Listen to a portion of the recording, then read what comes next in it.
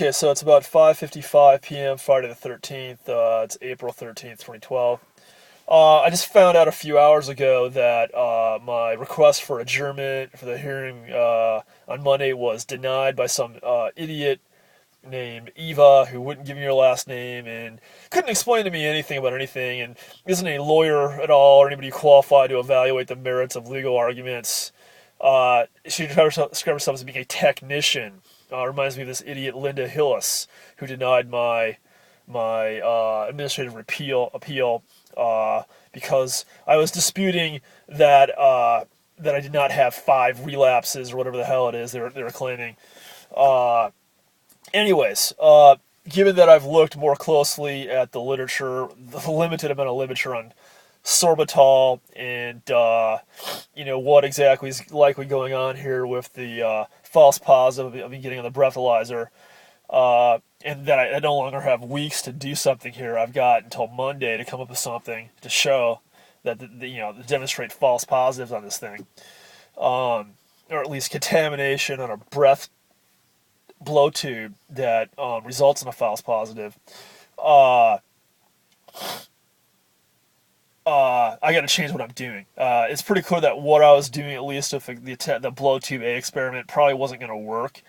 In fact, the result of that, which was placing the blow tube in a dentine ice mixture of sorbitol in it, actually seemed to have the opposite effect of what I intended. Sorbitol itself doesn't cause reactions, doesn't cause false positives.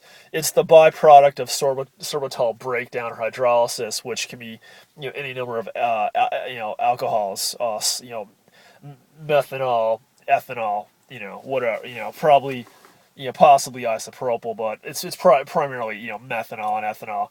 And apparently the fluid cell whatever technology that's used in the etoxalock here, which I believe it's fluid cell, it involves heating or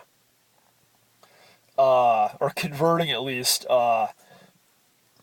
alcohol, ethyl alcohol or methyl alcohol into acetic acid. Somehow I didn't quite get it. I read that methanol would be converted to acetic acid. It doesn't quite make sense because that should be formic acid. The difference is a carbon atom. Formic has 1, acetic I believe has 2. So anyways, we'll just assume ethanol is required and methanol is. It doesn't really matter. The point is that it apparently to take weeks or months even for the residual buildup of the sorbitol resin or whatever, and the hydrolysis of the product to alcohol. Essentially, there's a alcohol delivery system, a coating, a residue that has alcohol in it that takes months to build up or weeks to build up on the blow tube, and so I only have a couple of days here, thanks to these morons who don't even know what the word. Eva is so stupid, so ignorant, that she doesn't know what false positive means. It doesn't care. It doesn't matter. Anyways, so I'm gonna simulate it. I'm gonna demonstrate that you can create a contaminated blow tube, okay, which is likely to be similar in to the extent that a sorbitol or mannitol or maltitol contaminated blow tube, okay, that will produce alcohol. I can show that. So it's just an additional step. I can show that you can contaminate a blow tube with sorbitol or whatever, or sorbitol gums, and that it's organic chemistry 101, to get alcohol from that, and that's it. The only question it would be is whether or not the concentrations are high enough to set this thing off or not, and obviously they are.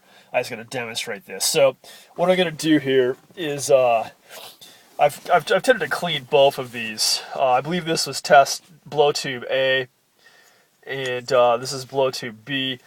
B is the one that was originally sitting that I cleaned with soap and water, had it soaking for soap and water for days, and then I rinsed out.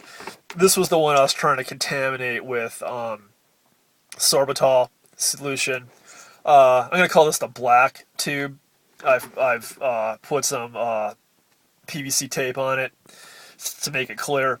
I'm going to continue to try to make this be the false positive, and the control will be the one that's not the black tape on it, which is I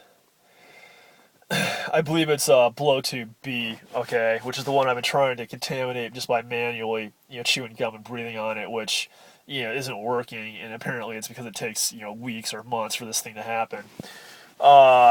So, anyways, I'm going to start out here by demonstrating baseline results of these, where both should, give me, flat, perfect scores here.